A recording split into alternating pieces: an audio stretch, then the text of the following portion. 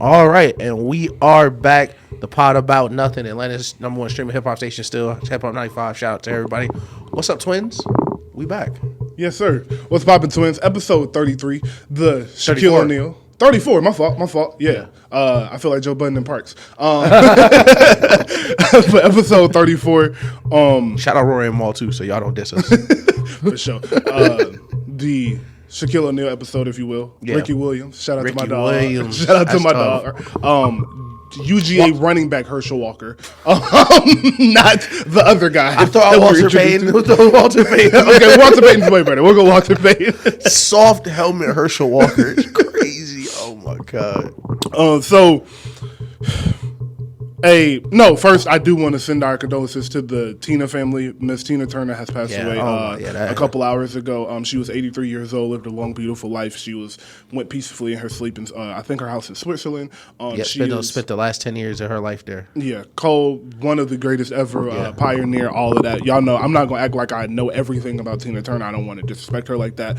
But everybody has had parents who's playing Tina Turner music. So absolutely. You know Tina Turner's music. And absolutely. She is a motherfucking rock star and inspiration to everybody all over. So condolences to her. And play some Tina Turner today. But the king was swept again. And shout out Bron. Shout out to LeBron, man. And shout out to the Lakers. Shout out to locked in Anthony Davis and not locked in Anthony Davis. But before we get into any basketball, me and Ish are going to start with our favorite topic during the summer. How many players will we see in Lakers jerseys from now until October?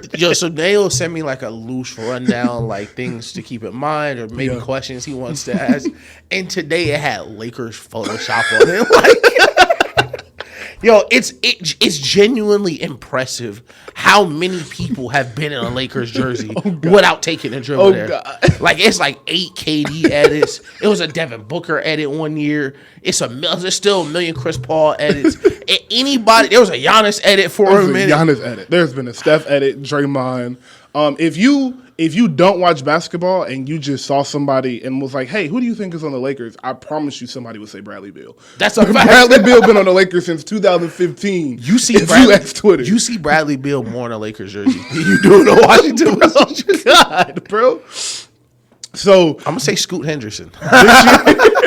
This year, I think the person we will see the most will be Trae Young, followed by Brook Lopez. And listen, it's crazy because I was real early on the trade shit. Yeah.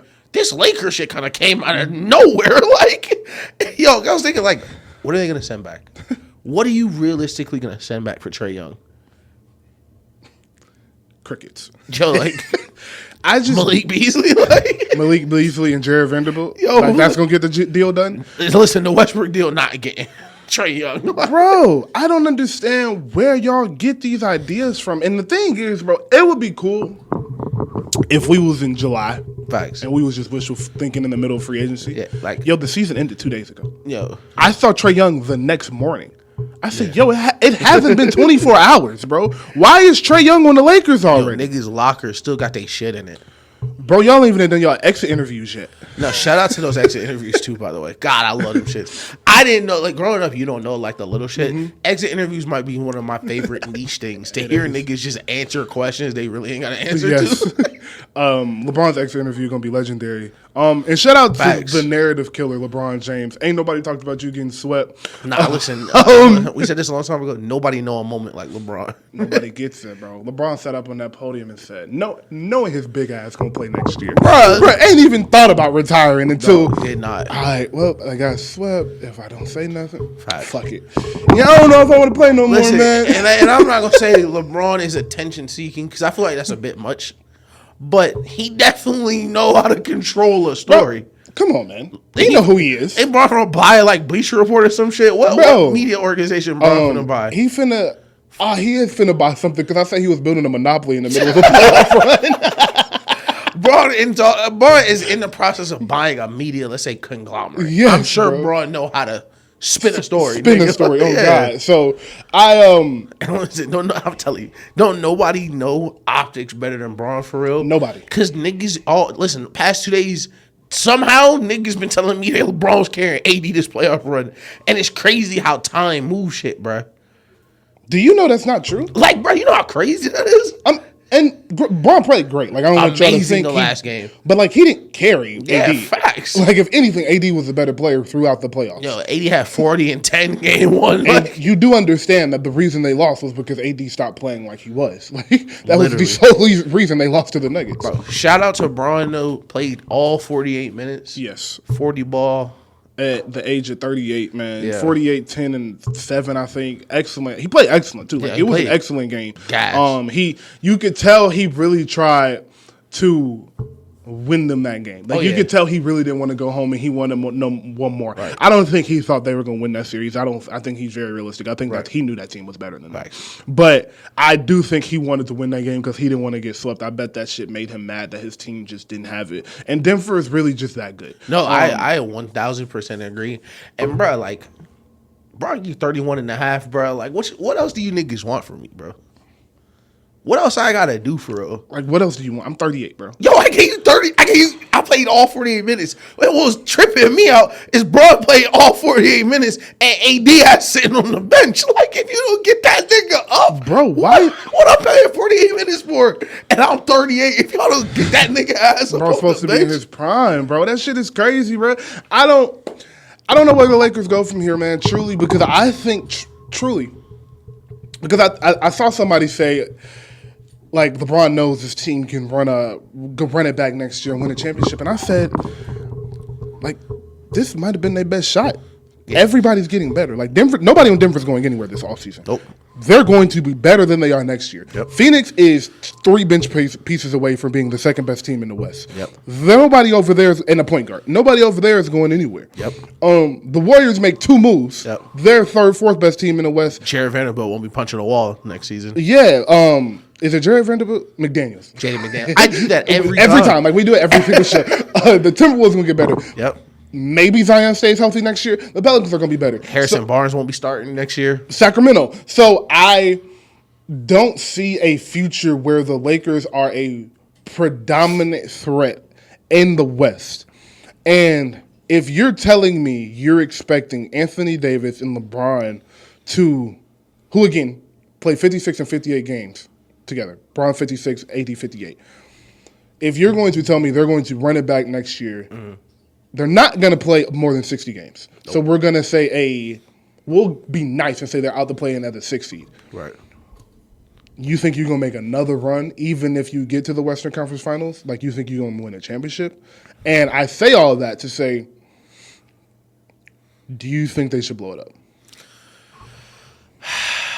I'm not gonna lie, it's really tough. It's really tough, especially because this might be the first time Braun is gonna be on the other end of one of these. Because usually Braun the nigga who blow it up. Usually Braun the nigga either y'all gonna leave or I'm gonna leave. But Braun really like LA. Yep. Bronny right up the street. Mm-hmm. He really like AD. You can tell he really love playing with AD, but it's not gonna happen in Los Angeles. I don't know if last night was our last, like, his real try to dig in that bag and give y'all my last GOAT performance, knowing moving forward, it's, let's keep hooping, see what happens. I'm trying to play with Bronny for real, though, because after this, they were the 7th seed this year, and they're getting worse next year. And everyone around them is going to get better. Chet's going to be back next year. Bro, okay, see, yes. Victor Wembanyama may be the best player ever. He might be the 9th seed. Like, oh God! With the play-in, it's so scary for a team like the Lakers because we just saw. And again, we're not going to be the "I told you so" guys. Maybe this week we'll get into it later. Like after the season, again, LeBron and AD have never played a full season together healthy. Listen, y'all, Lakers are at home right now because LeBron is not healthy. And I 1,000,000% believe that. And he showed you game 4. I could just score for real for 4 quarters like I should be able to. This would not be a series. No. And that's literally what you saw. So I really feel bad for LeBron. It reminded me of the saying, like, the door you avoid is the one you always end up walking through. Yeah. Because we said, as soon as he got there, I said, man, that's going to be Cavs West. And look where you are. You got an aging roster. You got no picks, no young talent, no two-way players, and Stretch 4, who's falling apart physically. Shout out Kevin Love, who rebranded himself. Shout out Chris Bosh, who had to retire early, but history repeats itself. I think he's just kind of got to put it in cruise control, and I'm a billionaire. Get this. I don't. So do you think Bronny even wants to play with him? My mom asked me this. So thank you for going to where I wanted to next, because I agree with everything you said about Bron. I think Bron has two options: coast or go to the Warriors. And I know that's sounds like a joke. Shout out to the Warriors. That sounds like a joke, but like. Seriously, like if he wants to win and be able to play 60 games and walk into the playoffs as a threat, like nobody will beat the Warriors next year if LeBron was on that team. Do we want LeBron in the Warriors? Absolutely not. Like I don't want it to happen because of like what Steph and LeBron are to the NBA. Like seeing them come together for a season would be magical. It would be so much fun. It would be so unfair. Like it would be very frustrating. It would be very frustrating. Yeah, because I don't think people understand like how easy it would be for them to win basketball games. Yeah. Like, it would just be so much space everywhere. So, we don't have to get to the optics of LeBron on the Warriors. Like, maybe one day during the summer they we'll would have to fun. make the jersey darker or something. I just can't. He just can't be in a regular Warriors jersey. Like, Oh, God. So, maybe one day during the summer we'll have some fun with it and explain why that would be so detrimental. But if he's not going to do that, and I don't think he will just because, like, a competitor being, like, all that, the history with them. I don't think he'll do it. And I don't think he'll accept a trade anywhere else. So I do have one more spot for him. Okay, I do too, and I'm just now realizing I said it. And Cleveland is a spot for me.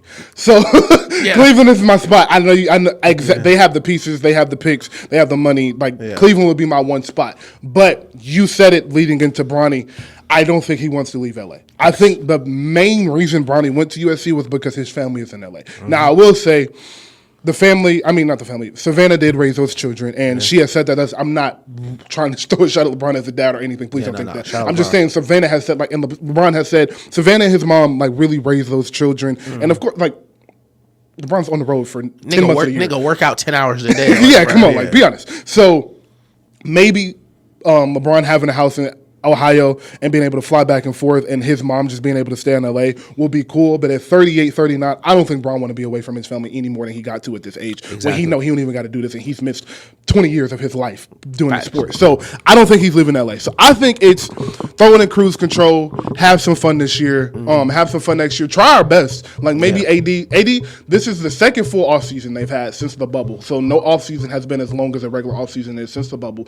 This last year was, and they were hurt at the end of last year, so they were recovering. I do think Bron is going to need foot surgery. That is the word out right now, that Bron will need foot surgery. I don't think it'll hinder him to where he won't be able to play at the start of next season, but I do think a foot surgery for a 38-year-old, the version of Bron you saw in the playoffs is a version of Bron you're going to get at best, I think, next year. AD, on the other hand, 31, another year where offseason he's going into as healthy as he can be. Right. So he will be able to get real rest, real recovery, and do a real workout training routine for 6 months now. So I think next year with this roster construction as is, maybe a piece gone and a piece added. I don't think no big name is going there, but I think Kyrie's not walking through that door. Kyrie's not walking through that door. Real rotational pieces may walk through that door, and if that is the case, then they can be one of the ACs and try to make some noise in the playoffs because that defense is going to be that defense and it's going to be hard to score in that. To Bronny, no. Okay, yeah. Let me just ask you this first. Yeah. Would you want to play with your dad? Listen, I'm going to keep it a rack. And this is what I told my mom. I said, if I just got to USC and I was the highest paid college basketball player ever, I'd probably be there more than 1 year. And the University of Southern California. That's also an Caleb Williams there. Listen, LA is a great place to be when it's hot. And right now it's on fire at USC. And I kind of got it good, right? I don't got to go to the NBA. We play 30 games a year. I'm getting more than half the people on the Lakers right now anyway. I'm getting more than the vet minimum right now. My rookie deal I got already. Okay, this is not happening. I know this isn't happening, but Bronny could go on a NIL tour and go to USC and play at Ohio State next year. Play for USCLA his junior year. Go to Texas. And then go to Texas. Ended in USC again. He could do whatever he wants. So that's a good point. My point is, and that's LeBron James, bro. Listen, y'all not gonna do me like y'all be doing them, where the first month of the season, oh wow, look at Bronny and LeBron, it's so cool y'all play together. We get to the Christmas break, we 500. Now y'all mad at me, like, bro, I'm still a rookie. I had to learn. I gotta learn how to be in the NBA and deal with all this circus shit on the side. 100%. So. If we take it back to, I think, 2015-16 when he said that the first time. First off, the first time he said it, everybody was like, shut up. That's not happening. That's too long ago. And then he didn't age. Yeah. So, shout out, Bron. Shout out to that nigga. We get to that point, and we get to last year. Mm-hmm. And that is when I started to realize how realistic it was. And I started to ask myself, like, do you really want to play with your dad? And then, is your dad LeBron James? My dad is LeBron James, and I'm going to go play on the same basketball team as him.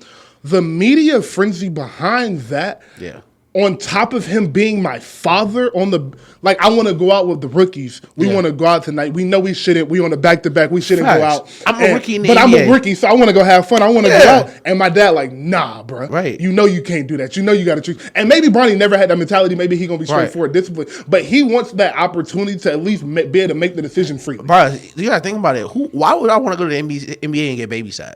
Yeah, perfectly. As simple as that. Yeah. So I don't think Bronny ever wanted to really play with his dad. I think it was something maybe they talked about, and it was just an idea. And now that... Let's keep it right. Bronny didn't think he'd still be in the NBA either. Bronny didn't know. Bronny wasn't... In ninth grade, Bronny wasn't a straight NBA nigga. Bronny was in 10th grade yeah, sure. Yeah, props. We'll play together. Exactly. Exactly. 100%. Keep living in that fantasy, Dad. Yeah, he man, he's not going to make it that long. He shot just as we are. Exactly, bro. He saw that nigga struggling to get upstairs. Yeah, right. So, it's crazy. My bad. LeBron a billionaire. He don't got stairs in his house. Probably be running around the crib working out and shit. And Bron just be like, the fuck is you just hear a scream from the basement, and you was like, what the fuck? He take off his PS5 headphones. What the fuck? Down there working out again. So it's 7 o'clock, Dad. Yeah. But yeah, that's as simple as I can put it. It's just why would you want to go through your first full rookie season with your father by you? Now, I'm sure they are excited to play against each other, which is why I think Twitter drew it up perfectly. And Twitter's wrong about a lot, but I think they got this one right. I think he's going to play this year. And next year, the year after next, will be his retirement tour. 24-25 season, the All-Star game is in L.A. Yeah. It'll be a LeBron going-away party. He'll get his retirement tour. I think he deserves one. Yeah. Kobe deserved one to the fullest extent. LeBron deserves one to the fullest extent. Every game should stop. Every game should appreciate him, thank him, everything. He deserves that. And there's no way the Los Angeles Lakers are going to let him retire without a tour. Yeah. And we have both been saying, since he re-signed that contract, the contract ends the year Bronny enters the league. So he has this full year, and he has an option for the next year, so he can complete the season in L.A. and retire, or he can leave and go play with Bronny. I think he's going to choose the first option and complete that season in L.A. Him and Bronny will play 2 to 4 times. It'll be a beautiful moment. He'll be in his retirement tour at the same time. Right. His son will take over, and he'll exit gracefully. So that's facts. That is what I think will happen. That's what I think should happen. And it makes me sad. I'm going to make sure I get to a game to see LeBron live next year. Because he's special, bro. And he is given literally everything to this game. LeBron's been in the NBA longer than he's not been in the NBA. Facts. Which is crazy. His NBA life is longer than it took him to get there. That's crazy, bro. Really appreciate what LeBron gave to the game. Yeah, for sure. And but I do think Bronny is going to be a good NBA player. Yeah. And to answer your question, I do think he's going to be one and done. Yeah. I do think he will be one and done because I just don't think money matters to him. I think now you're talking the other young players that's coming up and going to go to Texas, and they may stay an extra year or two. Yeah. But Bronny is just, his dad is a billionaire. Yeah. Facts. So him staying for an extra $7 million don't really mean shit to him. So this is why I was so happy Bron did what he did. Because Melo retired too. Mm-hmm. And nobody cared. Mm-hmm. But okay, let me take the cape of the Melo hate off, and we can really talk about Melo. First, one of the best ever for sure. Clap it up. Clap it up. Beautiful retirement. I know niggas right now are shocked. 19 seasons. Yeah, 19 seasons. Beautiful. Amazing hooper. I would can y'all just let us talk about Melo? Can y'all please not? I feel like niggas set him up with the Jokic thing. I really do. Especially because Melo split his career in 2 cities. So like it's and he left Denver on bad terms, literally, which is why his number was given away and why it has not been retired. Yeah. But yes, first off, shout out to Melo and congratulations to you on an amazing career. And I agree with you. We can start there with the Jokic Melo thing because I don't even really want to get into should they retire the jersey, both jerseys. I just want to be like, why did y'all do that? like especially in the middle of one of the he averaging a triple. He averaging a triple double on the playoff round, bro. He's gonna go to the finals, probably win that bitch, win the finals MVP, bring the first championship to Denver, and y'all like, should they retire both after back-to-back MVP? Yeah, bro? Just chill. Like it was a bad time. Not for Melo to announce his retirement, just for y'all to start comparing them into. I think Melo was an excellent basketball player who played in the hardest era, played his prime basketball in the hardest era of basketball. On one end, he had Kobe Tracy McGrady, Yao Ming, all of them in the West, Kevin Garnett, Tim Duncan, and on the other end, he went to the East, and LeBron and D-Wade was sitting over there. Right. So could he have won some playoff series that he lost? Yeah. Could he have an MVP? Should he probably have an MVP? Not with his stats. Should he have been in position to win more MVPs? Yeah, I believe he should have. But I mean, look at James Harden. Yeah, listen, Melo's and James Harden has MVP, but nothing. Melo will go down as all-time top hood hoopers. Yeah. One of the hood favorites. that mean more to me than anything. Listen. I one of my favorite Melo games. I remember I watch it all the time. But I saw that shit on Twitter when he retired. Was the game he went to Miami, scored 40, and never touched the paint. It was 60. 60, my fault. 60. On jumpers. On pull-ups the whole night on the Heat. Man, Melo is such a specific player, if that makes sense. Yeah. Melo had a very Melo bag. Yes. You ain't have to guard nobody else in the league like Melo. He was he played how Paul Pierce think he played. Yeah. That's what it felt like. How Paul Pierce think he looked, that's how Melo used to play against niggas, bro. Yeah, bro. But shout out Melo. One of the craziest athletes of our childhood, for real. One of the, like you said, hood legend, the braids, the winning the championship as leading your team as a freshman. Right. The PEs. The PEs made the Nuggets uniform cold and everybody's walking around. Everybody had that Melo jersey. Platinum in the hood. Bro, platinum in the hood. The shout out to the nigga on the video with the different Nuggets jeans. That's one of my all-time favorite teams with him, AI, JR. That's one of my all-time favorite teams. That I've said 100 times on the show that 2009 Western Conference playoff series is my favorite series I've ever watched in my life. And I still go back and watch those highlights probably on every 3-4 months. And that was one series that let you know, and I don't want this to sound negative, but it was one of those series where it lets you know if Melo had just worked a little bit harder, he would have been where he was supposed to be. He would have been with them. Yeah, no, if that's he had just worked a little bit, because he was giving Kobe some work. He was giving Kobe and who else was guarding? Ariza, Lamar Odom. He was giving them some work, some really, really tough buckets. He was playing physical. He was playing defense. Yeah, and it was just you got to do that every night. Right. For 100 games. It's just some guys aren't built to it. And he told you in the Olympic document. I was going to say, shout out to he told you, I ain't getting up to work out early. They said, Kobe was getting up at 5, so a couple days later, everybody else started doing it. Not me, though. I ain't getting up at 5. And that's why. And that's Melo, though. That's facts. That's facts. But, one thing I always appreciate about athletes is when they are themselves. They're 100% authentic, and that's what Melo is. He's been himself. He's been and that's why he is loved throughout the NBA, and that's why you never see anybody disrespect him. Everybody could walk around and be man, Melo didn't do this. Melo didn't do that. He don't got that. He don't got this. But nobody does that about Melo because of how he carried himself, how people know how hard it is to average 20, 25, 26, 28 year after year after year. The work it takes to put in to do that. So I really do love Melo. If you want to go watch some beautiful scoring highlights, and 100 pull-ups, nothing but net.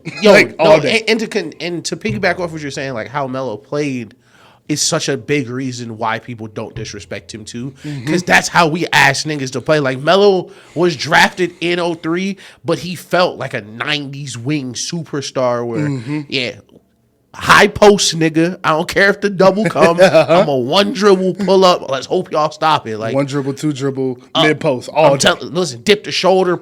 And everybody talk about how strong Melo was. Melo used to dust like one shoulder, take a whole nigga chest cave out, like chest out. Yeah. So great finisher around the rim, amazing free throw shooter. Later in his he was an okay 3-point shooter and turned into a really good 3-point shooter. So I really appreciate Melo and everything he's done for the game. But before we close this out, 3 favorite Melo moments, and I'll start. I'll give you some time to think, because I have my 3 ready to rock. Because I've seen all the videos on Twitter. I got two right now. So my number 3 would be the game winner he hit against Braun when they both went for 40 that game. Yep. He hit the no dribble, nothing, boom, jab on that. Number 2 would be the game you just talked about, the 60 on no dribbles. And my third favorite would be the game in the Garden where he hit like 3 back. He hit 2 threes in overtime to tie it. He didn't want to take the lead. Okay, and then he hit the one game winner in overtime. Okay, so I think it was the Bulls. It was the Bulls. I don't think it was Christmas Day. It was a big game. It was one of them like it was a prime time. Yeah, I remember watching that game, watching those pull-ups. So, 1 would be that. 2 would be the 60 on straight pull-ups. And 3, I forget what Olympics it was. I'm going to shout out his Olympic career. Oh, my God, yes. I forget what, because he got like 18 gold medals. Melo didn't hit the rim for like 2 weeks. He was just racking. I think it was the 2012 Olympics. Yeah, and it was because I think he went crazy. In the next game, Kobe had that game. He went crazy. It was our vice versa. Right. Yeah, that Olympic team was crazy, man. Melo, the reason that 12 team definitely beating the Dream Team for sure. Because I think he'd a mismatch for real. Because Larry Bird don't want no piece of that. Larry Bird, 39-year-old Larry Bird, don't want no piece of that for real. So, shout out to Melo, man, for real. Melo and Larry Bird in the chest. They might have to get that nigga chest compressions. All right. So there is another playoff series going on. We're just pretending it doesn't exist. God, I hate the Heat. God, I hate the Heat, bro. But the Heat did lose last night. Yep. I don't think it's a big deal, but I have not talked to Ish about it. So, Ish, how are you feeling after last night? I was glad to see the Celtics win a game because it was embarrassing what they had put on tape. Seriously. But what this team has shown me, I didn't think it meant much because first they showed me that home court don't matter in Boston. Because you lost the first 2 there. So I don't care where game 5 at. Low-key, I'm glad it's not in Miami. You lost the closeout game in Boston this year to the Hawks. Yo. So I'm not tripping. I expected, I hope, was it Vincent that wrote his name? Okay, Vincent. Yeah, he came back there later in the game, so I think he should be straight. Hope his ankle is okay, but I think they close out in 5. I think the Celtics come out, they try to do it again in the first half. Somebody's going to be off, and that's going to be it.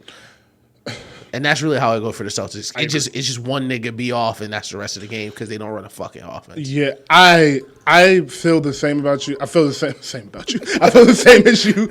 And I was watching the game last night because I was like, man, I'm not watching that fucking game. And I was like, I have to. It's like I literally cannot not watch the game. So I put it on, and I was not confident in the Heat winning until it was 3 minutes left in that. 1 minute, 2 minutes left in that game, and they're up 11. Yeah. I kept thinking the Heat were going to come back because that's what the Boston has done this whole series and pretty much since they've been together. It's give up leads in the fourth quarter, fold in the fourth quarter. So I was expecting it last night, but like you said, I just don't think it is realistic for them to win this series or even win Game 5. I think that if there was ever a time for a team to come back 3-0, they have the talent to do it, and the Heat are bad enough because they're not a bad team at all. Right. But like talent-wise, they would be the team to be able to give the league just because, it's a bunch of undrafted players.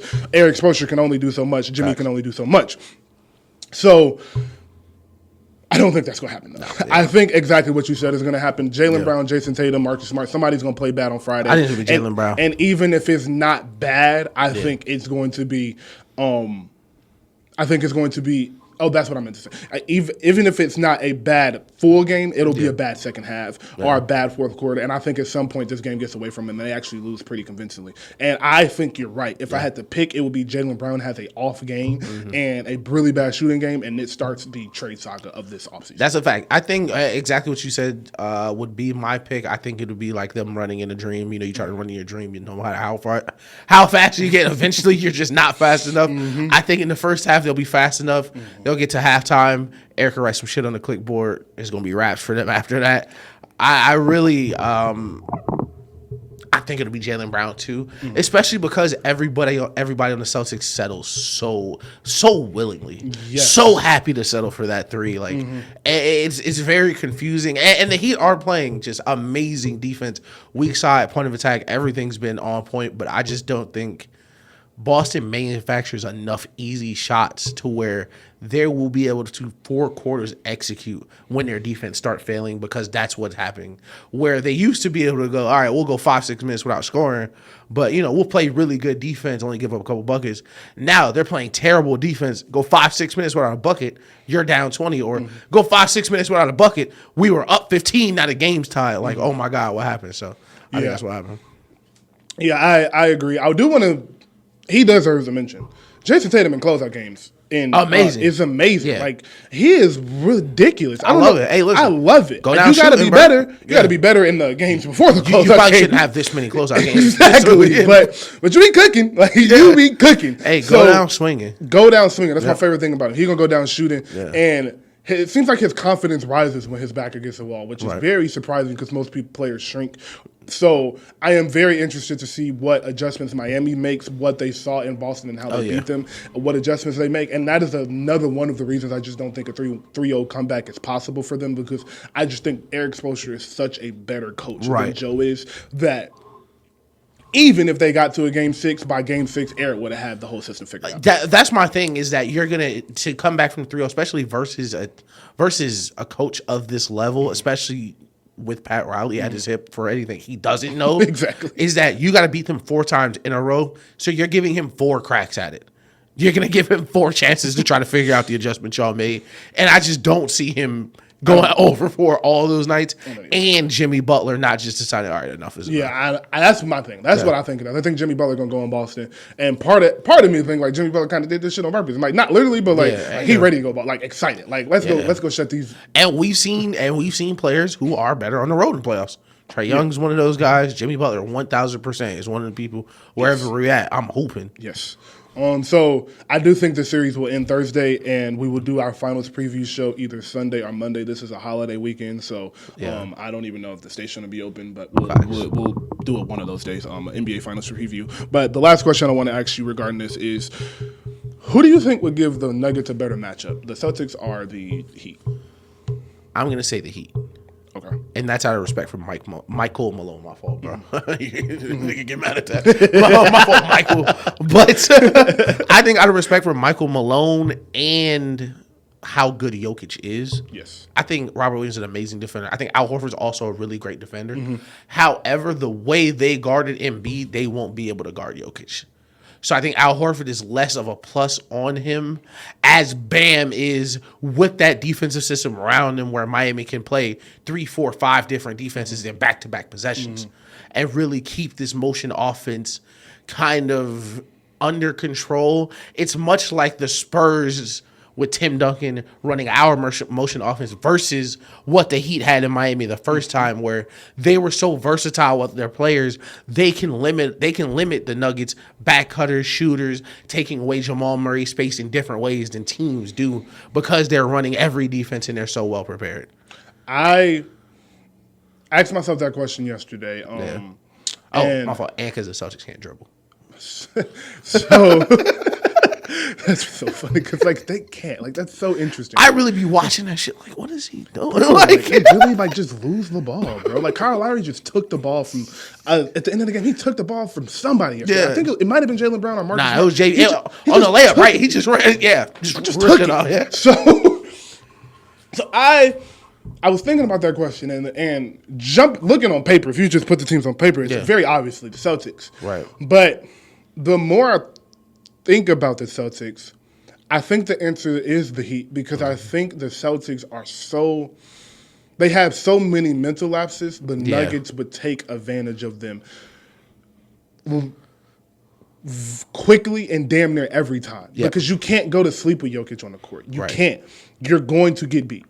And I think it would be very similar to what happened with the Warriors last year. Yeah. Like, maybe you got a little bit better roster, but the the split-second decisions will all 9 times out of 10 are going to go Denver's way. Right. And when you talk about the Heat, Eric and that coaching staff's attention to detail and the positions they would put those players in before the game even started would be the biggest difference maker. I think Mike Malone would coach circles around Missoula. Yeah. I think Jokic would eat Robert Williams and Al Horford alive. Yeah. And Jalen, now I do think Marcus would be great on Jamal Murray. That I do think would be one of the deciding factors of that series is how well Jamal Murray can play with Marcus Smart hounding him all day.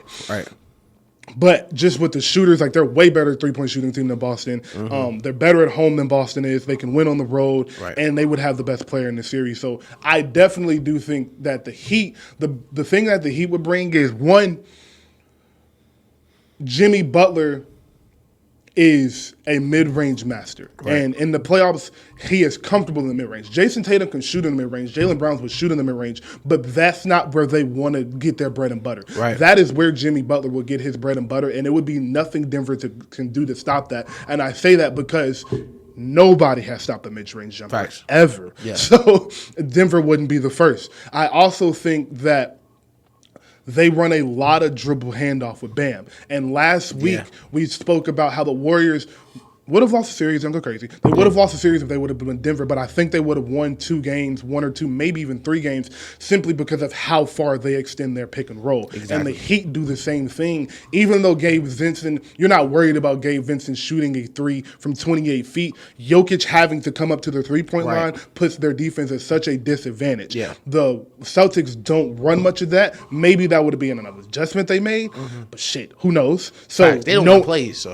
exactly. Knowing the Heat run that play and knowing Jimmy Butler would get in space 30 feet from the basket one-on-one Jokic, knowing the same thing would happen with Gabe Vincent and Kyle Lowry just would get open three-point shots. I think schematically they are more built to beat Denver, and I think they can. I don't know if they will because Bam, boy, he's going to have his work cut out for him. Man, but listen, it's going to be a tough series, boy. Bam's job in that series, because I do think Miami's going to win on Thursday. So Bam's job in that series will be every time Jokic attacks me, go attack him. Yeah. And that doesn't always mean go to the mid post and give him a jab and shoot your mid-range jumper. Right. Sometimes that just means when he bully me and get that bucket, take off running down the middle of the court. Yeah. And that's enough because you force him to get back. You force him to sprint back. Yeah. And then he come back at you, you sprint back down the court, and this time you do give him a jab or you give him a nice dribble handoff, get to the hole, pump fake, quick out. Make him work as much as he makes you work. So that way, you said it last series, Jokic might be the best conditioned player in this series other than Jimmy as well. So it might not work. Facts. But the blueprint to Jokic has been make him work and make him get 30 feet from the basket. And I think Miami can do both those things. And I think Bam and you hit on it at the end, like their offense system, like how they run it. I think, right now Miami's the hottest three-point shooting team in the playoffs. And I think the way they get their shots, they would be able to continue, and they will be able to continue, versus Denver for what you just talked about of how Jokic has to play off-ball movements as well as on-ball. But the Bam point is the biggest reason why I think they're going to have a great chance versus them is because the same way, I don't want to say the same way that Jokic is a hub, Bam does run a lot of action through the Miami team, and that demands Jokic's attention. Yes. And they run so much where even if he's not shooting or even if the action is just to hand it off, you're involving him every single play. And what you saw with the Lakers, we talked about it. I said, there's no way AD's going to score 40 a night. But you have to keep him involved. You have to keep him moving on defense, following the ball, or you'll have him, like he was doing versus the Lakers, resting, the shot go up, I'm going to assault the boards and go run down because y'all are not running any action because there's no big men on your court that can score other than the AD. Yes. I think the shots they'll be able to get. Shout out Duncan Robinson. He's going to be very big. Shout out Duncan Robinson. Always ready. Listen, came back from rock bottom for real. Oh, God. They said you was unplayable. $85 million contract, you're not rock bottom. That's a fact. But he was on pace to be Chandler Parsons. Oh, for sure. Yeah, that was going to be your last one for real because they said you was unplayable. Actually, worse because you just were unplayable. Chandler Parsons at least got hurt a couple times. That's a fact. You just couldn't play. Yeah, niggas like, he's not good no more. Like, hey, stayed ready, kept getting better. Exactly. And, he'll be huge in this series, especially replacing Tyler Hero. You see him involved a lot in the dribble handoff action as the ball handler. I love to see how good he's gotten at it. Eric Spoelstra said, that's 10,000 hours. I wouldn't doubt it. But him, Strus, Vincent, Kevin Love, their shooters around Jimmy Butler are going to be huge because I think there's no great one-on-one matchup for Jimmy on the Nuggets. So they're going to have to help. They're going to have to move. It would be an interesting series on both ends just because the NBA Finals are so the matchups are so weird because, one day a player will get 35 minutes, next game he'll get 10. Interested to see Aaron Gordon guard Kevin Love and vice versa. KCP trying to chase Jimmy around. But, Bam, it's on you. It really, truly is. It's on you, bro. Another matchup I'm going to look at is fourth quarter Jimmy on Jamal Murray. Yep. That's going to be a challenge for him having to really Facts. ISO a bigger guard because a lot of Jamal Murray's buckets have just been work. Out up top, just go work. Yeah, so it's going to be hard for him to do that. And Bam and Jimmy in the pick and roll defensively is going to be disgusting. So I'm interested to see how they exploit that. But, and that was my next point. I don't know if this is factual, so I don't want you guys to pull up no film from 2008 and be like, no, it's not true. But I think one of LeBron's best traits, and maybe his best trait, IQ-wise, is that, this sounds very simple. If something is working, he's going to do it until it doesn't work. Over and over again, yeah. Over and over and over again. He will do something for an entire quarter, an entire game, an entire half. Whenever you stop it, he'll change. I think he got that from Eric Spoelstra. Yeah. I think he developed that in Miami. I don't have any full game film of LeBron in 2008 in the playoffs doing the same thing over and over again, and I don't usually hear about him doing that until post the Heat era. Right. So I think he got that from Miami. My point in that is I think Eric Spoelstra will look at Jimmy, look at Gabe Vincent, Caleb Martin, Duncan Robinson, Max, and Bam, and be like, yo, we are going to run a dribble handoff every single time down the court. At least one. Until they figure out. And I can just see him abusing that and it tiring Jokic out. Even though he's in excellent shape, just being in a defensive action every single play. Right. And having to guard, and having to control your offense is exhausting. Ask Steph Curry in 2016. Fact. It wore him out. So I am very interested to see how Eric attacks them initially, and if he even changes it, if it works game one. Right. Secondly, man, the Heat got some bad luck because Victor Oladipo and Tyler Hero will be very beneficial this series. That's fact. Some guys that can create space pull-ups, they would be so beneficial. They said Tyler's. They said maybe. They said maybe. I think them losing this game actually helped him. Facts. And maybe they did that on purpose. I'm going to stop saying NBA teams lost games on purpose. But yeah, we're in for a treat. I really think this finals is going to be amazing. Which brings me to my next point. I'm sorry I say this all the time, but we're just fortune tellers. We spoke about this a couple months ago.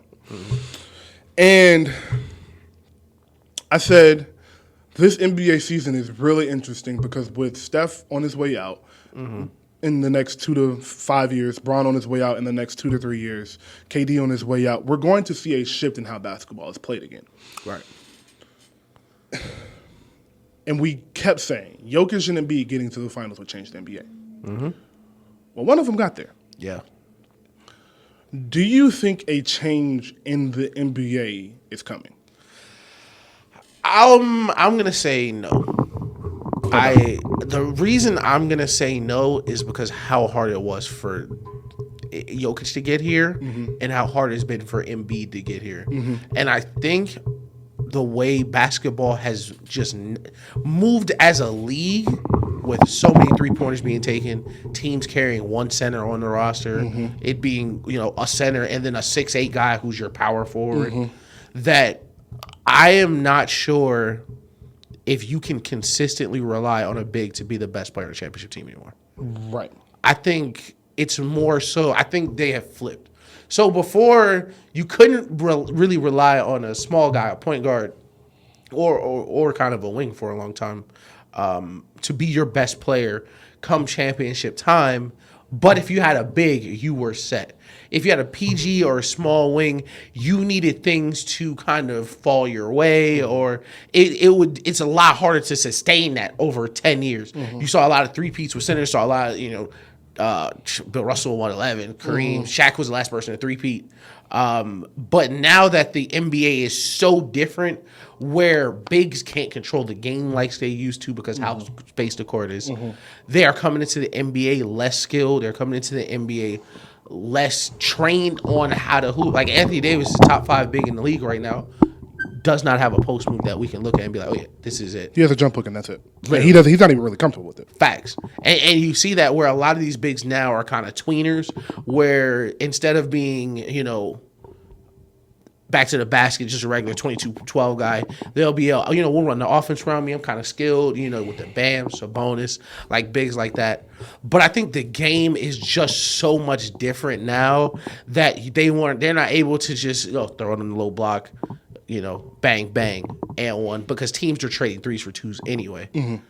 Caveat, Victor Wembanyama, who's a 7'5" shooter. Yeah. If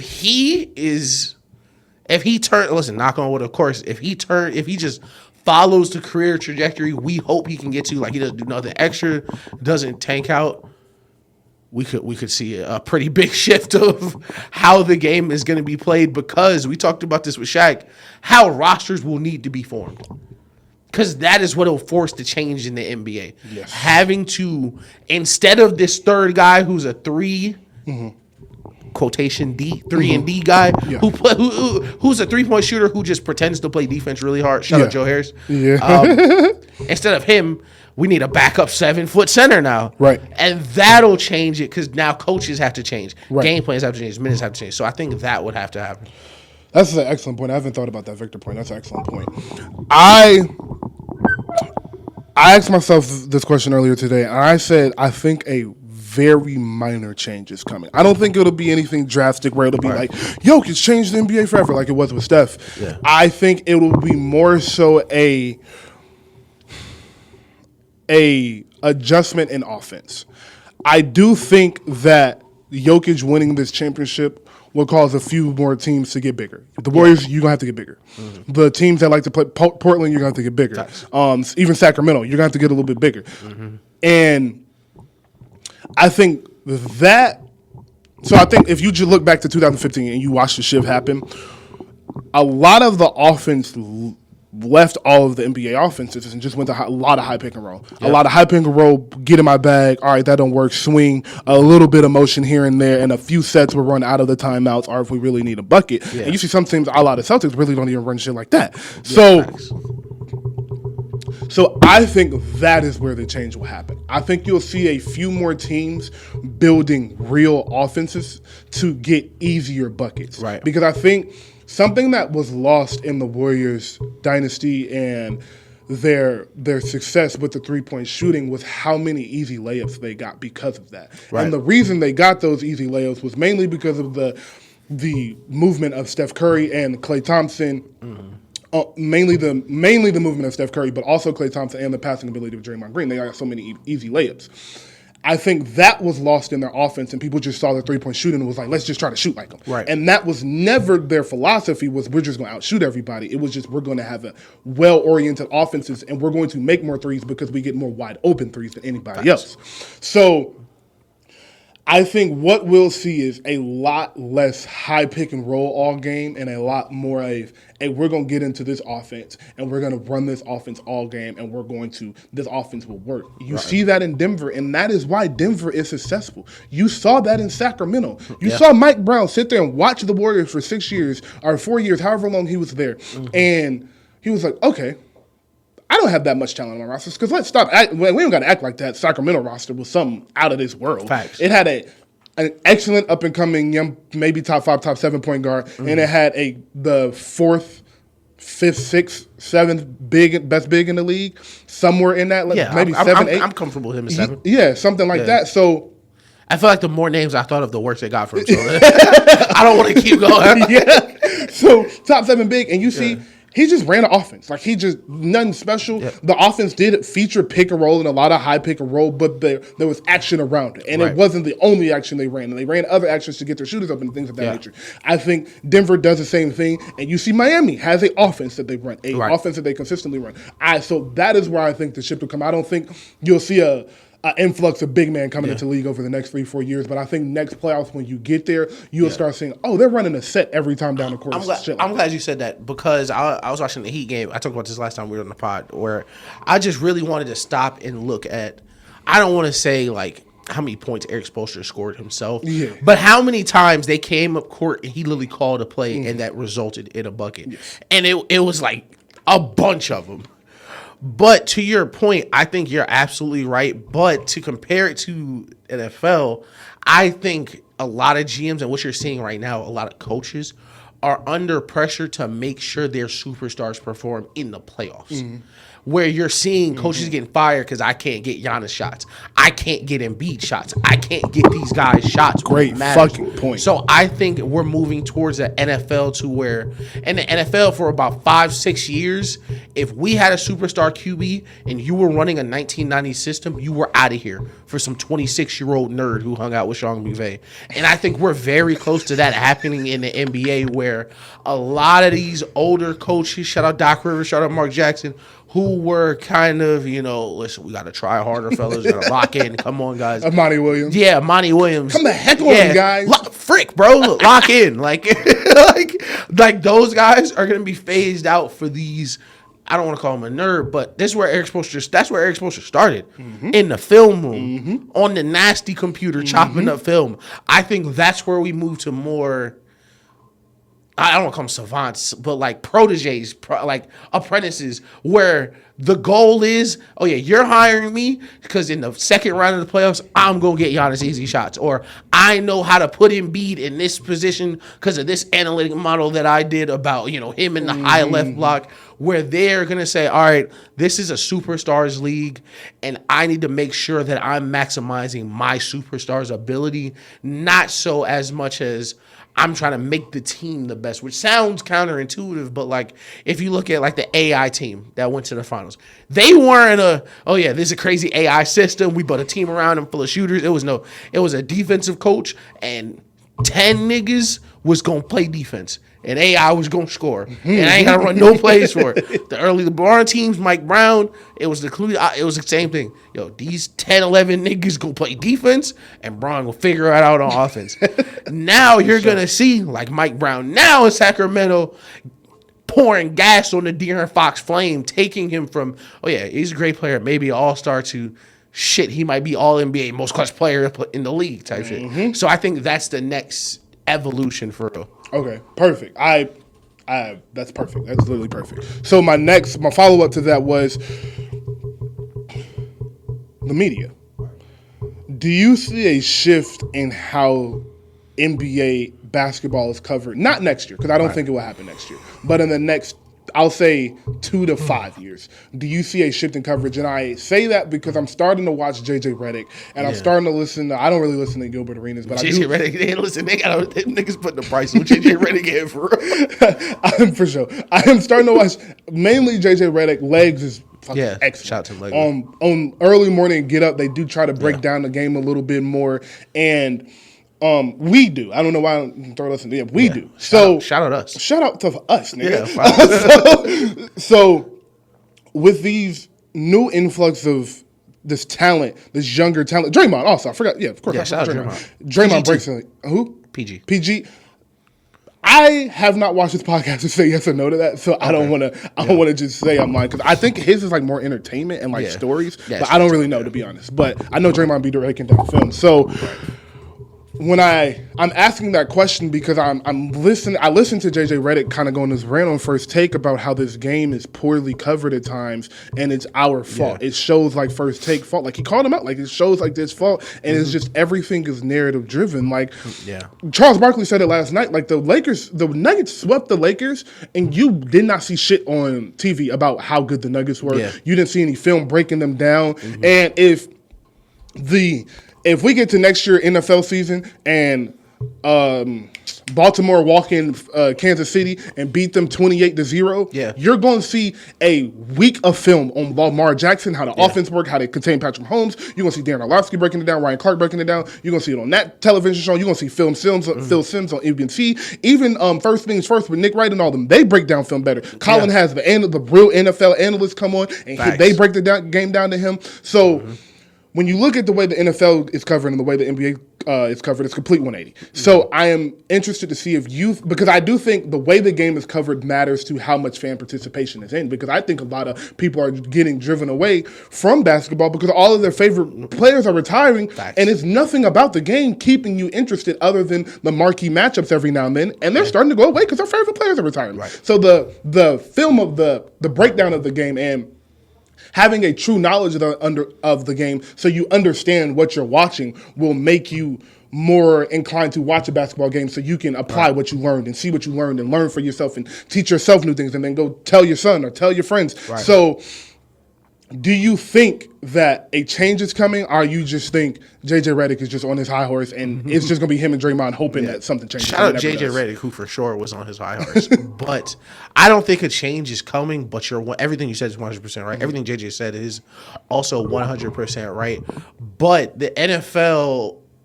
So the reason the NFL and the NBA are really marketed so different, especially now, like pushing farther in the social media age, is because the NFL makes sure the team is more important than the player. There you go. So because so many fans of an NFL team are fans of that team for real. Those are real Detroit Lions fans. Shout out Chris. Never seen a winning season in their life. Shout out Barry. Willing to die about it right now. Like those are really hardcore fans. But basketball, if we want to blame anybody, I'm gonna blame Michael Jordan. They are marketed as players. Michael Jordan was the first to be marketed as I'm Michael Jordan. Yes. It wasn't I play for the Chicago Bulls in the NBA. No, I'm Michael Jordan. And this is just what I do for real. Yeah. And as time progressed, I think it ballooned.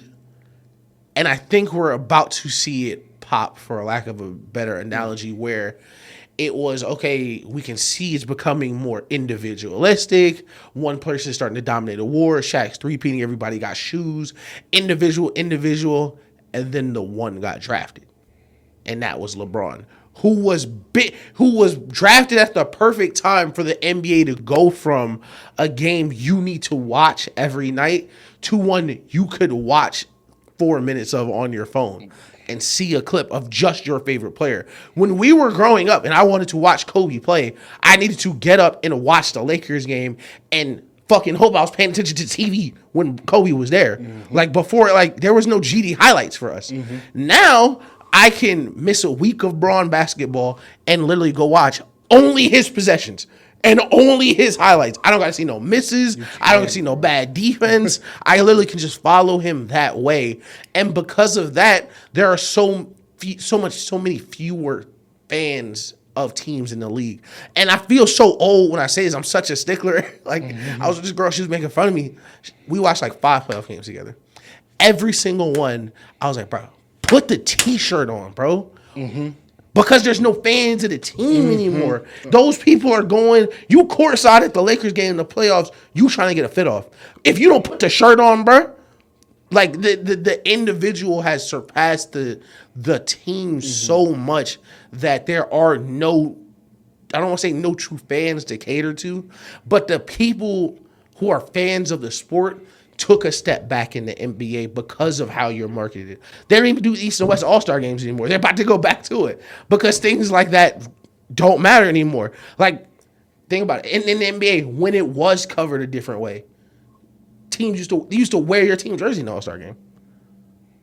It wasn't East, West, with my giant name on the back that y'all can go buy right now at this link. Now it's so much more individualistic. Guys coming to the podium, kicking the Gatorade over. I got my bioelectric shock. Like everything is so my brand, my clip. It's kind of sad that it branched this way. Yeah. Because it's so much better on the other side. Yeah, it is. It's so much better on the other side, man. I think you hit a key. That was excellent. Everything you said is very true. And if y'all don't agree with him, then you're just wrong. But I think a big point you hit was LeBron.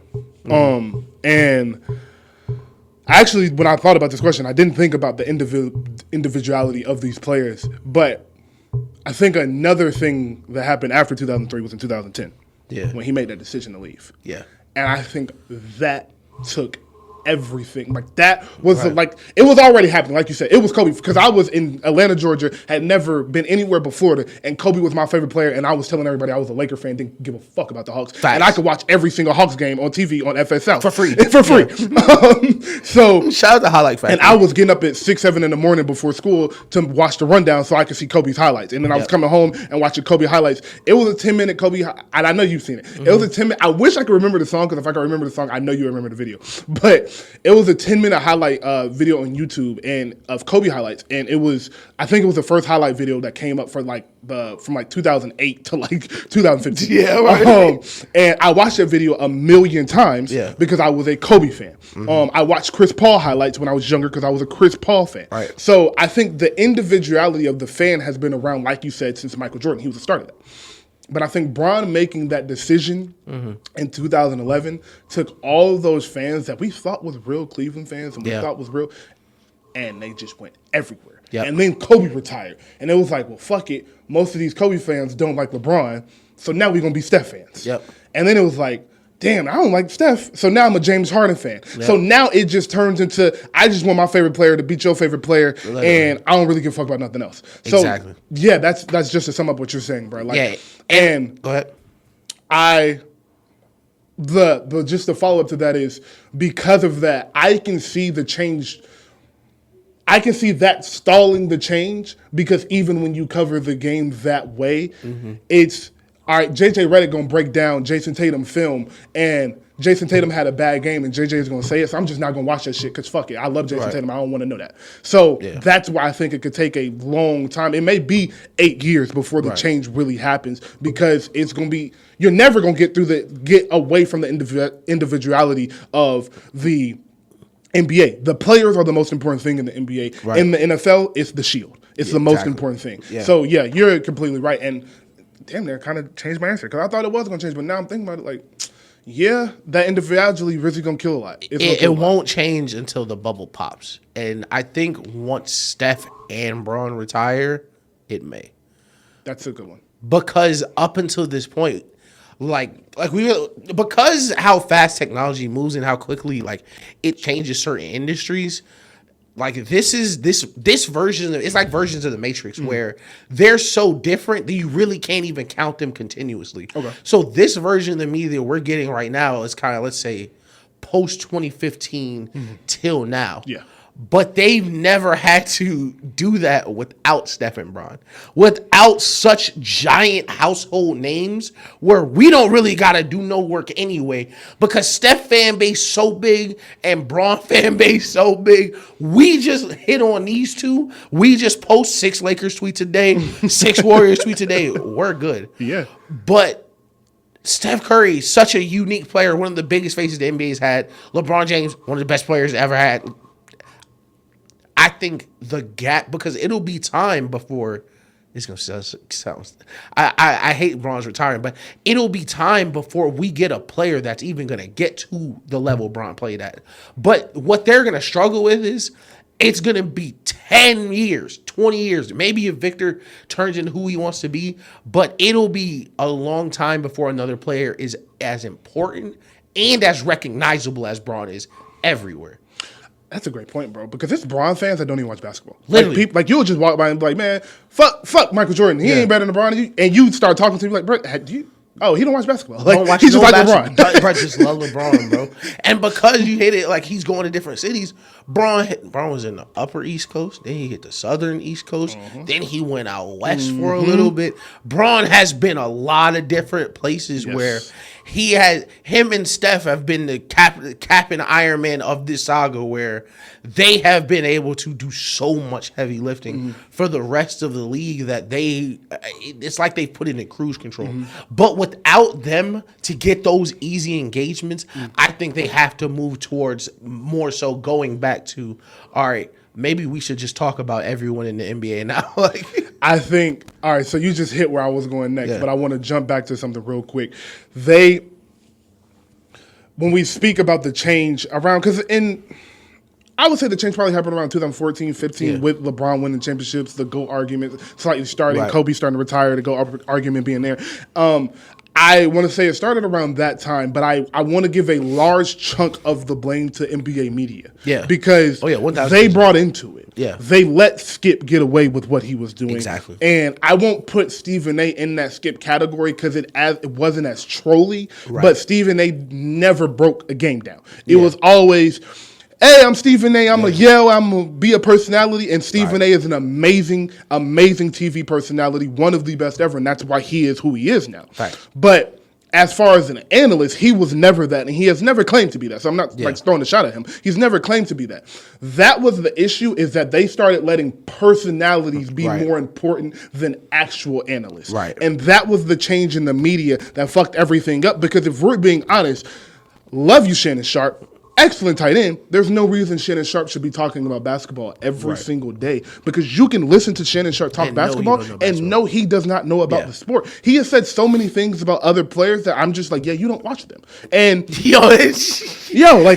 is very frustrating just on a day-to-day basis to like basketball conversation on TV. You really gotta just filter certain shit out, because niggas will just throw in statements that make no sense at all. I remember I was watching the playoffs last year, and he was like, and Steph Curry, he don't even shoot layups. All his points come from threes. And I said, oh, you don't watch Steph Curry. Boom. Facts. Okay, that's all I need here. Right. So I think that was a big shift. But back to now, present day, we're talking LeBron and Steph retiring. So 2026, we'll say they're both out here. Man, that's going to be sad. But it's a long time away. So 26, we've been on second Avengers movie. I'll be okay.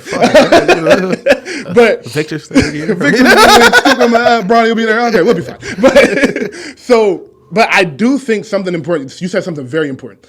Nobody is going to be able to carry the weight and be as recognizable and win like LeBron did. Exactly. LeBron was in every single finals from 2011 to 2017. Yeah. 18. 2017. God, 18, yeah. To 2011 to 2018, every single final. Yeah. That's insane. So it was easy just to throw LeBron up on the screen, throw his highlights, and be like, did LeBron do? LeBron did. Yep. How does LeBron or can player X be better than LeBron? Yeah. Like, it was really easy just to center all discussion around him. Then Steph came, and it got even easier. Yeah, facts. And then KD went to the Warriors, and it got even easier. Now, the three best players in the league play on two teams. Like, we only got to talk about two teams. Literally. So it just got easier. So I think, like you said, when they retire, and I could be wrong about this, but I just don't think it'll be anybody for a really long time, unless Victor turns out to be the best player ever, which he is very capable of doing. Right.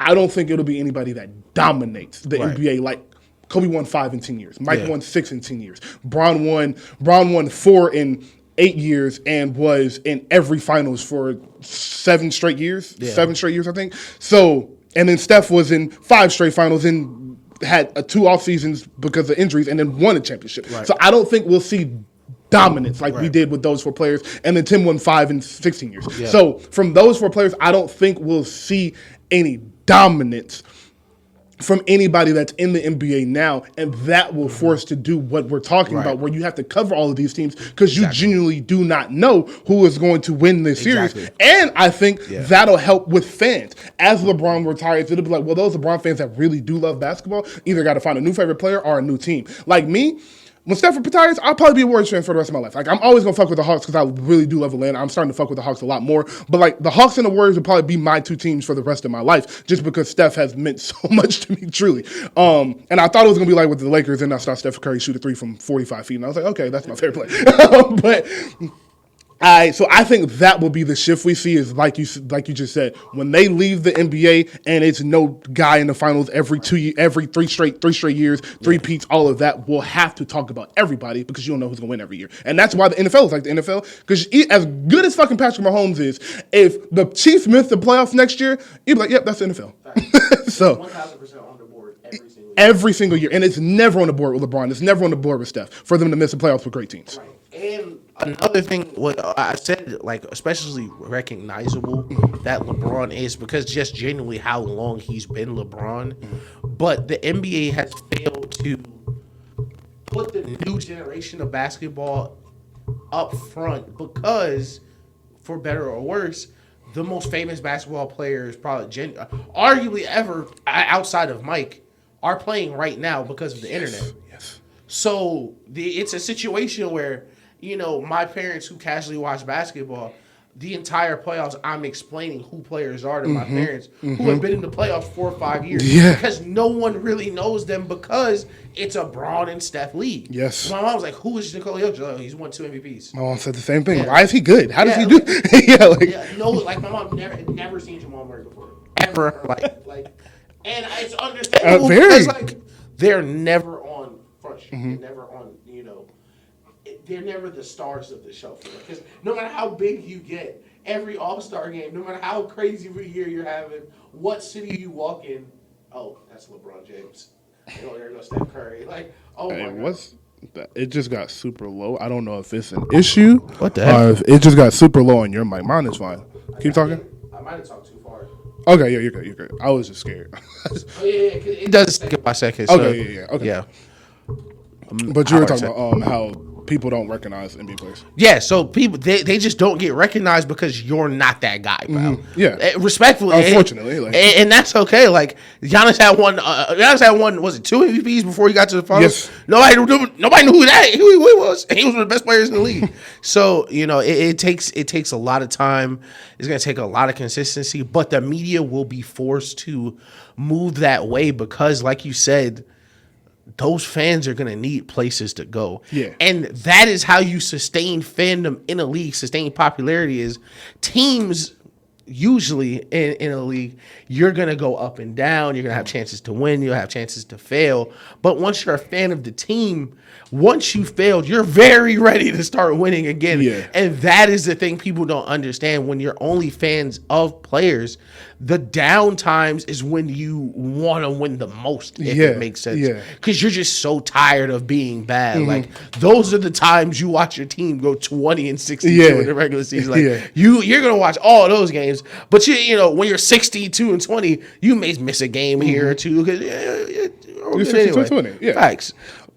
I will say I got a little bit of slack because they were in a tough position, bro. Like, the 4 most popular players ever came back to back to back to back. Yeah, it was Mike, Kobe, Braun, Steph came back to back to back to back. So it's like, what do we like? How else are we supposed to market this game? We got these aren't, and I think something that we're calling them the most famous NBA players. They're some of the most famous people on the planet. Facts. Steph is one of the most famous people on the planet. LeBron is one of the most famous people on one of the most recognizable people on the planet. Yeah. So Kobe was the same way. Kobe made the game global. Kobe was a huge part of making the game global because of what he did in China. Facts. And how he was over there every summer. So, if you go talk about, if you go ask some people in the Olympics, like, Kobe was treated like a god in China when he went to, nobody even cared about the rest of LeBron was on that team. D-Wade was a prominent NBA player. Yeah. And people was just like, yeah, okay, that's D-Wade, but where's Kobe? Right. So,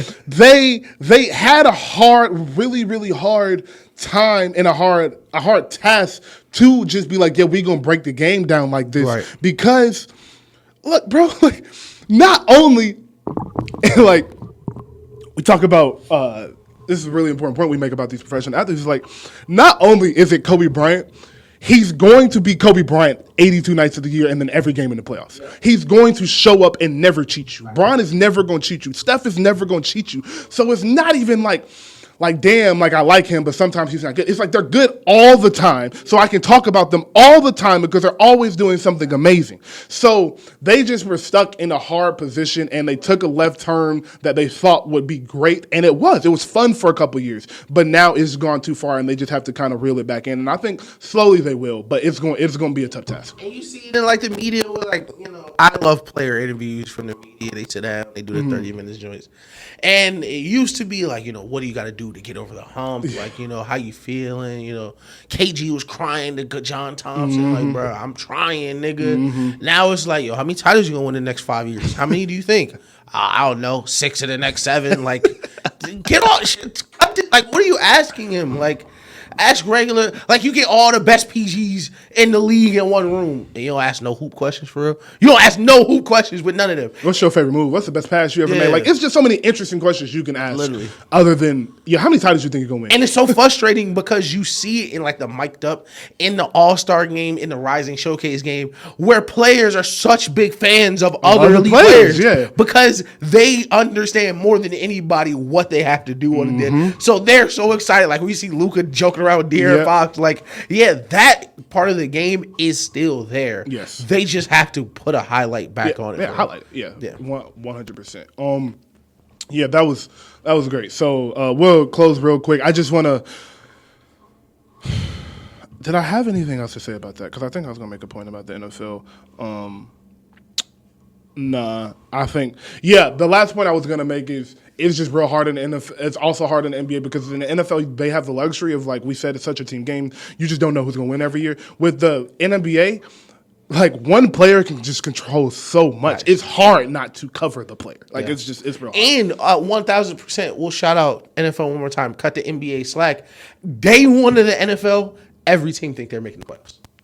In the NBA, you just can't expect that. In the NBA, it's just unrealistic to think you'll be in a position to compete without a top guy. Yes. In the NFL, half the teams that make the playoffs don't do that. And then on top of that, like you can have realistic hope that your team is going to make the playoffs every year. Yes, you can have realistic hope when your team is 4-8 week 12 that your team going to make the playoffs because you only need 2 more wins and your division sucks. So it's just shit. It's just shit in the NFL that just like.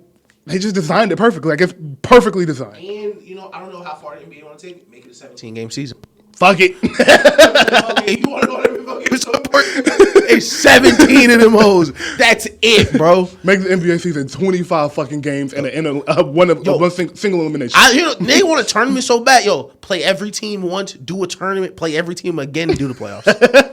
Fuck it. That's like 50 games right there.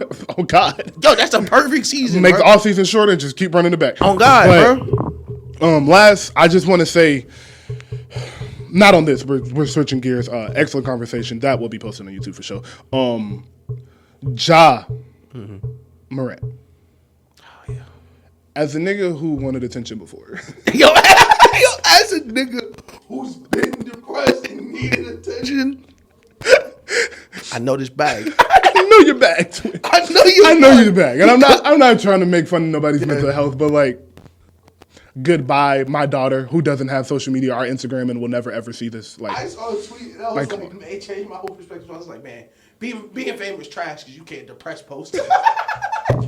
He really started to get his shit off real quick. Like, people been yelling at him all week, talking to him all type of way. That was really for them, bro. It wasn't for you random Grizzly fan in Ontario. Oh my God, John. I promise he's fine. It's for the niggas been screaming at John the last 2 hours to get his act together. He was like, yo, you know what? Y'all ain't gotta worry about it no more. Y'all ain't gotta worry about me and mine no more, bro. Don't hit my line for real. I just gotta disappear. Like, God, off this shit for a while. You got my number, and if you don't, fuck you. No, if you need to hit me, you know how, bro. If you don't need to hit me. Shut up, John, man. I ain't finna. Real nigga, bro. Fuck what they talking about. Fuck what they talking about. The nigga posted the NBA TNT. I said, he's retiring? He got TNT. Oh, shit. I thought that was like, he gonna do an interview with Charlie. Oh, shit. Yeah, that's all I had to say, bro. I'm not finna pile on, bro. Yeah, no, shout out, John. Listen, I fucks with the bag for real. Oh, God. It look like niggas going for it, too. They said it's great. Okay, now for some more jokes. They said they sent the notification like the police went there. I was like, yo, he talking to the ops?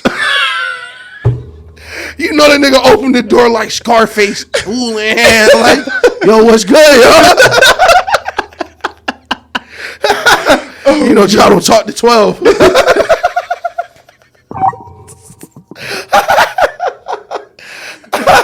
That's what he said too. He said Ja don't talk to 12. Yeah, like he talks in third person. Ja, you okay? Yo, I don't talk to the ops for real. Ja don't talk to the ops. Oink, oink, nigga, get out of here. Oh man! Nah, shout out John Moran. Oh man. God, man! So that shit, it was like, oh yeah, that's the bad. Bro, I was like, I'm glad we're doing the show today because that's hilarious. We talked about last time we was here. It was like, man, what should he do? That was it. Whatever we said was wrong. That was it. You did the right thing. Cooking. Whoever took control of his IG going crazy. Oh, next he gonna go to church. He'll be fine by day one. Day one of regular season, he'll be fine. Bro, that nigga said goodbye, Dad. I said, bro, just text him. Yo, Ja gonna get baptized. I'm gonna pass out, bro. Yo, shout out Ja, man. Oh my God, they gonna baptize it. They gonna do it on a live stream too. That shit gonna go crazy. Bleacher Report gonna be there. Oh, TD Jake's gonna baptize him. Hi, I'm Taylor Rooks, live from Ja Baptism.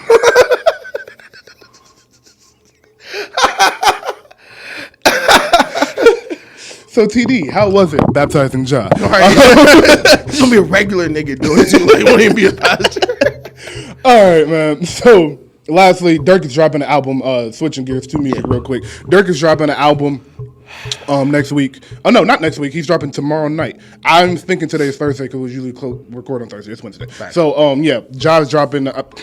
Dirk is dropping. Same person. Dirk is dropping an album tomorrow night. And I'm very excited about it. I'm interested to see what he brings. We haven't gotten a lot of albums this year, and I think that trend will continue. Hella people drop this year, so I don't think we'll get many more albums. I think Travis dropping so. I think Travis, Wayne, and 2 Chainz may be like the last couple. Mike Dean is mixing and/or has mixed Utopia. I'm excited for that. I'm truly excited for that. And Offset is going to drop. Moneybagg Yo is going to drop. But I don't think we're getting more than probably like 15 major rap albums this year. I might be stretching it with that. Yeah. So in that light, I used to talk about all the time about how much I love listening to albums. Yeah. I used to love an album listening experience, and I think this new music, the way music has just shifted naturally, and the playlisting and everything has taken away from the album experience because people aren't making albums anymore. They're just making very long playlists. Tyler, that's an album. Renaissance by Beyonce. That's a fucking album. And this week I have been like, oh fuck it. Let me go listen to some classic albums. Let me go listen to the albums I grew up on. Let me go listen to the albums I know I love. So the first one the first one I put on was the Carter 3. I didn't know that album was that good. And I'm the biggest Lil Wayne fan in the world. I had no idea the Carter 3 was that good. Because I don't think I've listened to the Carter 3 like just straightforward at this age, since I've been over 21. Yeah. So I hadn't really heard all of those songs back to back to back and really understood oh my God, this is one project. He dropped this at one time. Yes, the first 5 songs on that album are Three-Peat, Mr. Carter, A Milli, Got Money, and Comfortable. Yeah. That is stupid. Yeah, that is stupid. So, and then he goes some other songs, and then Lollipop just pops up at 10. I was like, what? What the fuck? Let the beat build in there somewhere. Let the beat build is after Lollipop. Yeah. What the fuck is going on? That's crazy. So that was the first one I listened to. Then I went to what did I go to after that? Take Care. Yeah. That's why Drake became Drake. Yeah, amazing. That makes sense. Yeah, okay, ridiculous. Yeah, that's his second album. Oh, that's why he blew up. It's literally everything is on there. The rapping. Oh, he can fucking rap his ass off. Yeah. Oh, he can sing. Oh, he can just make a great song. Yep. And then I listened to the Teflon Don by Rick Ross, an 11-song album, and it's one of the best sounding albums I've ever heard. I think Diddy executive produced it, and that would make a lot of sense. Yeah, that album is literally perfect. Yeah. I mean, it has every type of rap record. It has a record for the women. It has a summer record. It has a I Really Can Rap record. Yeah. It has a hype record. It has a strip club record. It has everything on that shit. That's probably one of my 10 favorite albums ever. Yeah. Teflon Don. That album is incredible. Listen to College Dropout. Yep. This is your first album? Your first one. This is the first thing you came out with. Your first. The fuck is wrong with you, dog? Debut studio album. The fuck is wrong with dude? that's amazing. Yeah. Then I went to listen to Nothing Was the Same, and on the way here, I started Barter 6. Yeah. And I say all that to ask you, like, do you think, like, and we clearly are, like, have been showing our age, like, and we're not even that old, but we're showing how much we miss, like, the time we grew up in, because I just keep asking this. Everything gonna get back to normal? But, but I'm asking again, like, good again? Shit, everything be good again? Yeah. Do you think we'll ever get back to that point? Because you gotta, like, if you go back and look at the years of these albums, like, it was other albums that dropped the same year. That was crazy. Teflon Don came out in 2011. That's a perfect album, and it may not be the album of the year because Watch the Throne, Take Care, and the Carter 4 all came out that year too. Yep. Like, we don't get shit like that no more. Like, the closest thing to that was the Donda year, where Donda and Drake dropped the same year, and they were close around these. And I think one more really good album dropped that year. Thug. They all dropped really great projects. That was the last time I kind of got that feeling. Yeah. I think Donda is one of his best albums. Like, I think Donda like really still is. Like, I feel it. Like, Donda, you feel the music. Like, it's when albums give you a feel, you know it's a great album. That's how I feel listening to all those albums I just named, and that's how I felt listening to Punk. And that's why I don't really throw Certified Lover Boy in there, because it was a great project, a lot of great songs in there, but it didn't, like, Drake is Drake, so, like, you know what he's capable of. So, do we ever get back to that point, or is it just going to be the GOATs are going to be the GOATs and they'll stand out, but everybody in that B plus down territory will just never reach that point, because it's a money grab more than I really love this art and I want to create something great. So both. But the difference is we didn't see them coming. Mm-hmm. Like you said, that was Kanye's first album. That was Drake's second album. Mm-hmm. Like, the next one, we just won't see coming till it's here, basically. Okay. But somebody's going to hit those peaks again. Mm-hmm. Somebody's going to get to those levels again, because they're like, that type of artist still kind of exists. Yeah. They just move differently. Like Tyler. Mm-hmm. Tyler's been kind of one of that guy for this time, but he's been the only one really consistently doing it. With COVID, with a bunch of things, a lot of people, whole calendars got shifted back a year, up a year, depending on. But I think as, knock on wood, things settles down, the next guy that's gonna give us the classic, it may be somebody we know now. As much as we love Lil Baby, did nobody see My Turn coming for real? That's an excellent point.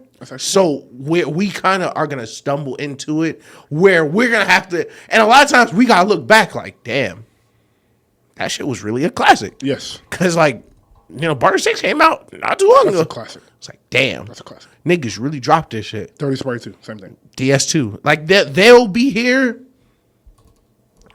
Her loss, things like that, where we don't really, I think that's a classic album, bro. I still listen to it every single day. Where you don't, in the moment, you don't know, because you haven't even realized. Damn, I've been listening to this one album for a year for real. Mm-hmm. I have not stopped listening to Her Loss. That's a classic album. Exactly. And you know what? The reason we didn't even peep is because it's really just unconscious, because that's just the music I wanted to listen to. Yeah. So I think we'll look up and be in the moment first before we really see it coming. That's excellent. I gotta agree with that, because I was in that Her Loss moment. I looked up and I had been listening to Her Loss nonstop for 4 months. And so that's my thing, is that was kind of like where I was, like, the Angel on one shoulder, Devil on another shoulder. Like, is it me? Like, am I tripping? Like, has the social media gotten to me and I don't got an attention span? Or is it like the albums aren't hitting? And it's just like, I start thinking, it's like, nah, I never turned Donda off. I never turned Punk off. I never turned Her Loss off. I never turned Certified Lover. So it's like, okay, I never turned Call Me If You Get Lost. These albums. Drip Season Forever, too. Shout out Gunna. Yes, excellent album. And I will say this, though. So I think part of it is time is moving fast. I think part of it is a lot of people are no longer true rap fans. They just like music. Yeah. I think a lot of people just like to hear music, like to have music on. So I don't think it's many true rap fans. I think there is so many people putting out music that people want to get from one album to the next. Because there's a lot of people that listen to underground rappers and SoundCloud rappers still to this day. So I think it has to do with that. And I also think the guy that was next up is in jail. Yeah, I Thug thought was on one. really, because Punk was a masterpiece. Yeah. Like Punk is truly. Punk is one of those I went back and listened to because I hadn't heard. Like I listen to Dropping Jewels every week still to this day. I have not turned such off. a classic, bro. God, that's such a great song. But the rest of the album, I'm kind of like in and out. Like if they're on my playlist, so if I hear "Love You More" or something, like it'll come on. But I'm not like Dropping Jewels. I go find to listen to. Right. I listened to Punk like 2 weeks ago, and it's truly, truly a masterpiece. So I listened to Punk and Donda in the same weekend. That's how I knew, like, yeah, we wasn't tripping. Like those are really them. So I thought the album he was about to drop before he went away was going to be one of them that just like, oh, this might be an instant classic. I think it would be really hard for us to get a album that we're like, this is an instant classic. Because I like personally think Her Loss is damn near instant classic. Donda is damn near like an instant classic. And I think classic may not feel the same now as it does later because, like you said, we're in the moment. So I don't even know if like people was listening to Carter 3. Like, it's so crazy that Lil Wayne put all these songs on one album. I think they was just like, yeah, Lil Wayne is that fucking nigga. No, that's the thing. It was just Wayne for him. And that's the standard he had set for himself. So. Yes. But when you're in the moment, it's like the LeBron thing. It's like, man, Wayne been doing this for 5 tapes already.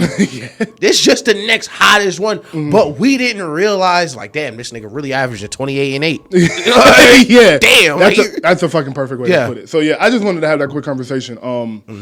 Just wanted to talk about that because I was just so amazed. I just wanted to give it. I'm glad we confirmed throwing Her Loss into that circle. Yeah, because I've been there for a little bit for real. Like, album is crazy. I've been in there for a little bit. That's another one I got to get to. I got to get to that. Yeah. I want to listen to the Blueprint. I want to go back and listen to Illmatic. Any album like people be like, yo, you just like. I got one for you. I got B by Common.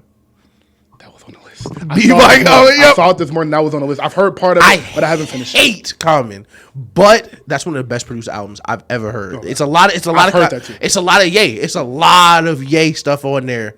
And it's crazy, bro. I gotta listen to that. I tried to listen to TM 103. Yeah, I saw the today. Jeezy stuff. Yeah. I saw that. I listened to that when I was working out, and I was like, "Damn, that shit might be his best." I'm like, that album is full of hits. Hey, listen, TM 101 though. That's the best one. I went and looked at Trash. I was like, okay, never mind. That shit is crazy. Snow was on some shit. But I just want to give a shout out to them artists because like just putting that much great music on one project is like it's stupid, bro. It's seriously stupid. Oh, Nothing Was the Same was listened to too. I've been listening to hella music too. So Nothing Was the Same listened to. Graduation, Blueprint. Illmatic, B. I wanna re-listen to Teflon Don again because I was kind of playing the game, so I want to re-listen to that. But yeah, I got some albums to listen to. But you got anything else? Oh, excuse me. I really might listen to B on the way home tonight. I love listening to albums that just flow. I just look up, it's track 6. That's how B is, where it just... Oh, that's beautiful. I love albums like that. You just look up and it's like, man, it's been 8 minutes of amazing music, and I didn't even look to see the song title. Like, that's beautiful. Yeah. Yeah, I love albums like that. That's how Teflon Don is for me. I 3 albums I do listen to every year is Good Kid, Mad City. That's the one I'll listen to that sometime this summer. Graduation, I listen to every single year. I will say, the day Good Kid, Mad City dropped, I was like, yeah. That's a classic. Yeah. From day one. Everybody was, too. Yeah. Everybody was. And what's the one? Carter 2. Carter 2, Graduation, and the Good Kid, Mad City get listened to from start to finish every single year. Them early Carter's crazy to listen to. Boy, we grew up with some niggas, bro. Yeah. I be trying to give thanks every day, and just like taking blessings and just be like, you blessed. And I was like, today though, I was like, bro, you blessed. You had to live at the same time as Beyonce, Lil Wayne, and Drake. Bro, we've enjoyed some really blessed times. God, bro. But this was a fun show. We came up here because I didn't know when the fuck we was gonna record again because of the holiday and next week is crazy for me. So, the Black Ass Cookout is next week. Grant Park. I think it starts at food will be served at 4. I think you can get there too. You on the grill? Yes, unfortunately. Yes, sir. Back on the grill. Yeah, I will be on the grill cooking for about 600 people. I am a good friend if you've ever wondered. And yeah, we're going to have a good time, man. What is the rate of a usual chef for 6 hours? Bro, like somebody fucking tell me. You're a hell of a guy.